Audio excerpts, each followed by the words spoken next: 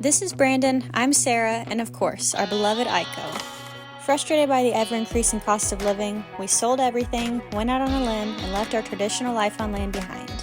We built a new kind of dream together, and have been living full-time in our homemade slice of paradise ever since.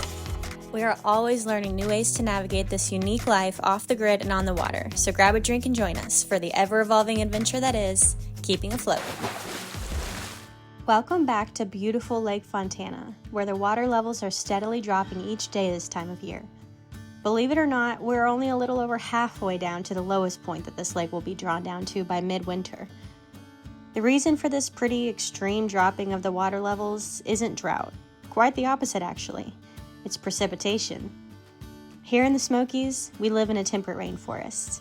If 85 inches of rain a year wasn't enough to significantly affect the water levels of a reservoir from time to time, you gotta think, that 85 inches is also falling on mountains, not flat land, meaning all that runoff works with gravity to make its way downhill in a hurry when it falls.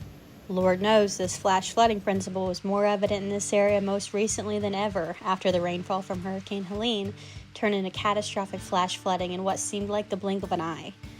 Our lake rose 20 feet in just a couple days, and although we sometimes begrudge the less attractive appearance of the lake when the water levels are drawn down, we were reminded in that moment just how necessary it is and just how grateful we ought to be for it and for the foresight that TVA has by lowering the lake each year to prepare for such disasters. Unlike in many flatter and/or drier areas, it's par for the course for an average rainstorm to cause this lake to rise multiple feet in one day. So you can imagine how much it might rise with the help of excessively heavy runoff from hurricane season, snow melt, or constant spring showers. For those reasons, in addition to the convenience of dam maintenance, Lake Fontana is intentionally dropped 65 feet each year during the seasons most prone to flooding. Although it was a tricky adjustment at first, over the last 4 years we've been living on the water, Brandon and I have gotten in the groove of how to manage our boathouse as it pertains to this massive lake fluctuation. This week, we'll be taking you along for the ride as we move our house out to its winter spot so as to avoid running aground in the next few weeks as the water underneath us continues to drain away.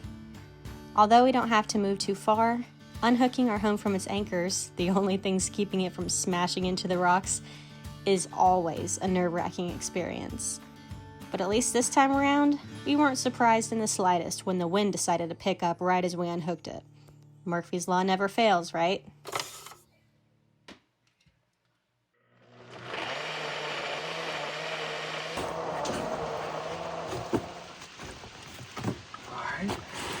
You want to walk us through it? Well, we're going to move the house out. Wind wasn't blowing until we started, so that creates another Naturally thing to think about, but it ain't no big deal. We're going to do it a little different this time. We're going to use the boat to act like the front anchors. We're going to take these front lines, put them on the back, throw the back lines off, and then pull the boat out until those front lines, which are now on the back, get tight, if that makes sense. And if y'all actually watched before, our water line got hung up on the log last winter. So this winter, we're going to cut the extra out of the water line and splice it. It's a $3 PEX fitting. It's a lot better than getting it hung and making the house mess up. Right now, we got to go and get the front lines down off the banks, get them in the water, get them ready. Got to pull all the cinder blocks off all the lines so they're easy to manage. Besides that, man, there really ain't much to it. Cut the water off, pull the cinder blocks off the water lines, move the house. Let's go.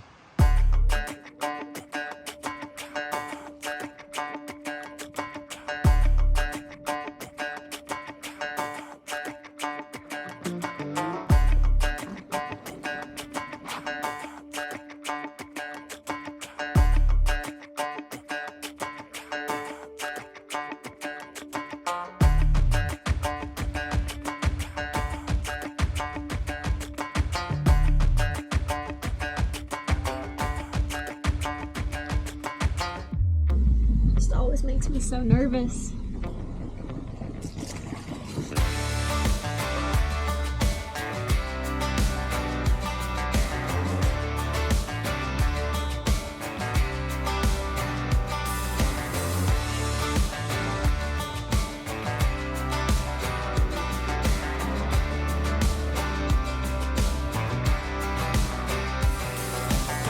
think we nailed it.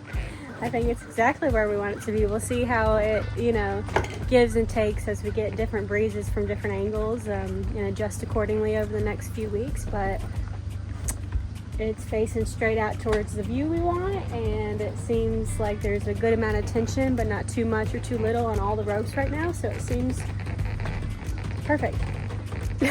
Now, we're gonna go and fix this water line issue to make sure that we don't have what happened last year happen again. You know, when we moved out, we moved closer to that white ball where the water line is hooked up to, and so when we move out, you create all this slack. And last year what we did with the slack to make sure it wasn't sitting on the bottom of the lake bed where it can get caught was we just coiled it up a few times and made some loops and hung them, you know, directly off our dock. We thought we were being forward thinking, but alas, somehow it still managed to get caught, pinned between rocks or under a log. We still don't know, doesn't really matter. This year, just to avoid all of that, we're gonna just cut it. We're just gonna splice it and make it the perfect length, and then in the summertime when it's time to move back, we'll just splice back in the extra, and that way we're not worrying about what to do with the extra. We're just going to get rid of it, and then it won't be a problem.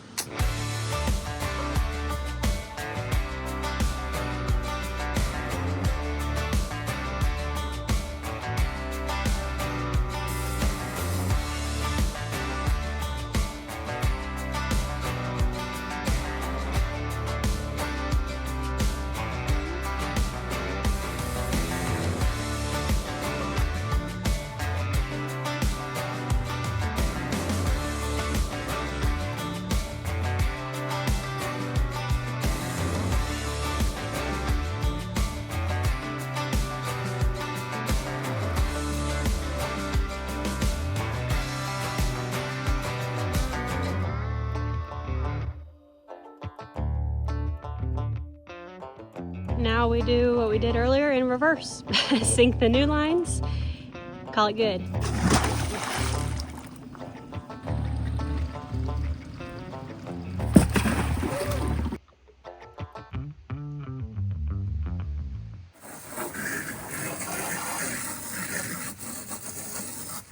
What do you think? This time it was very simple and easy, and we didn't get in a bind because we took the extra steps to make sure we wouldn't get in a bind.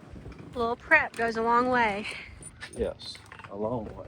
So we were sitting back there in about 10 feet of water. You can see our back lines formerly. And 10 feet of water was a little too close for comfort. So now we're sitting in about 70. The lake's still got another 30, maybe 25 feet to go down. So that'll leave us with, 40, 45 feet of water under the house at its lowest point, which we're pretty comfortable with.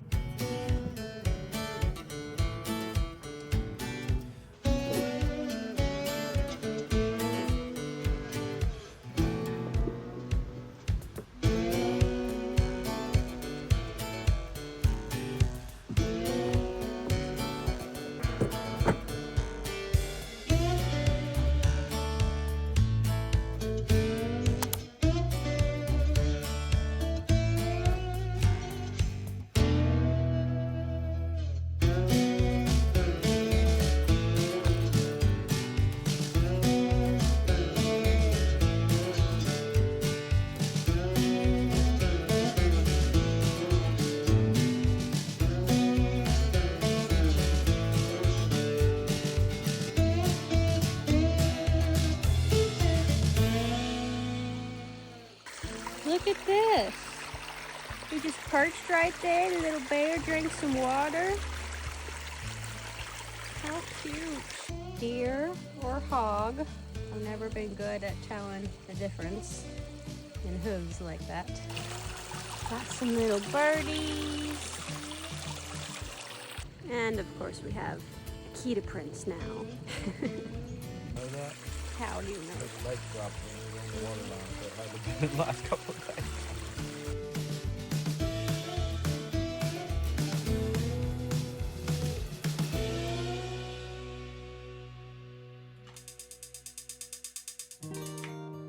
Fresh out the lake.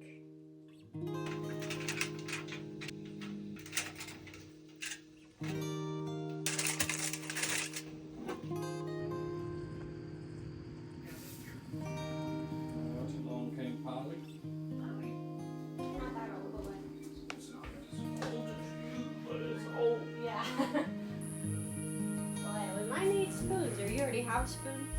I got one.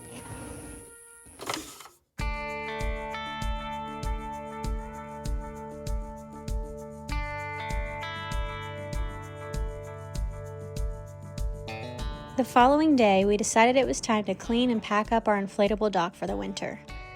Little chores like putting away our summer toys and re-anchoring the house out away from the encroaching shoreline are about the closest thing we do to winterizing our home.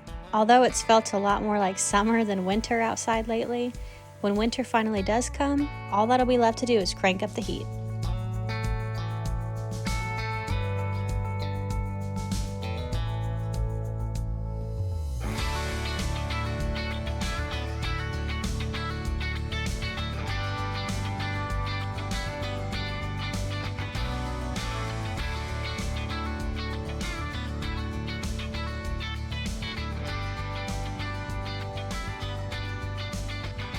All right, here we are, guys. So here's this Corvette motor in this boat. It's that time of year. We're gonna do oil, transmission fluid, get it all ready for winter. I love taking these old boats, getting them all new parts, getting them running good. These old Mastercrafts, you do them right, they're bulletproof after you get them going. So this thing's had all its upgrades, all the new shit it needs to keep it going, and bam, go.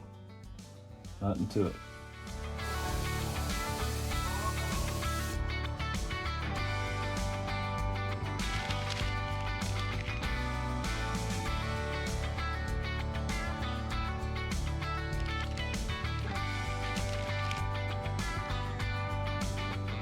Little Turtle Rock update. His chin is almost out of the water.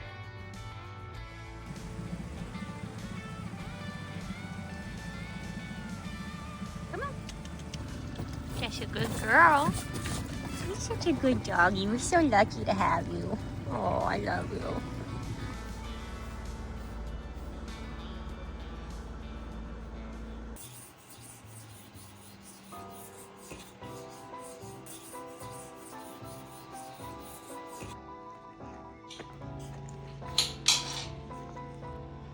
Alright, I've got to interrupt this broadcast to ask you guys an important question. Do we have any stainless steel using home chefs?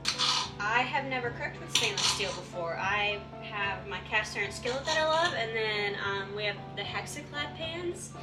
And we did not know, whenever we bought the Hexaclad pans, that they still have the Teflon and whatnot. And look, I'm not trying to start any fights in the comments. I don't want to talk about that. My mind is made up. I'm now trying to figure out what the next step in our journey is, and if stainless might be a good option for me. Let me know if you cook with stainless and if you have any tips. I've seen about the water test and that kind of thing, but I'm kind of intimidated, to be honest, just about things sticking. Opening the floor up for comment if you feel one way or the other about cooking with stainless. Furthermore, I would like to point out that the markings that you might notice on my face, where it kind of looks like I got roughed up a little bit, I'll show you the culprit. Hold on. Yeah. This is like the cutest little clock, and it was above my head on the shelf in our bedroom, like it has been for the last 2 years. I was in my own peaceful little slumber, completely still, not even rustling around. No, I mean, I don't know what happened, and all of a sudden, in the night, that thing just toppled over and smacked me in the face. And when I tell you guys, this is like a lightweight kettlebell. It is really heavy. It hurt really bad. I can't even lie. It's not that bad. I just have some bruising going on right here and my lip got cut, but that's what happened. Anyways, that all said, would you like to see what we're having for dinner? Starting with some roasted taters. Peppers for our vitamin C. Plant-based chorizo. Delicious, protein and iron packed, zero cholesterol. You never even know.